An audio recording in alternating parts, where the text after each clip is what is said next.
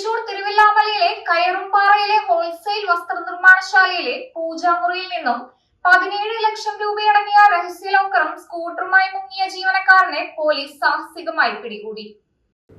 Thrissur Thiruvilwamala കയറുംപാറയിലെ wholesale വസ്ത്രനിർമ്മാണശാലയിലെ പൂജാമുറിയിൽ നിന്നും 17 ലക്ഷം രൂപയടങ്ങിയ രഹസ്യ ലോക്കറും സ്കൂട്ടറും മോഷ്ടിച്ചു മുങ്ങിയ യുവാവിനെ പോലീസ് സാഹസികമായി പിടികൂടി.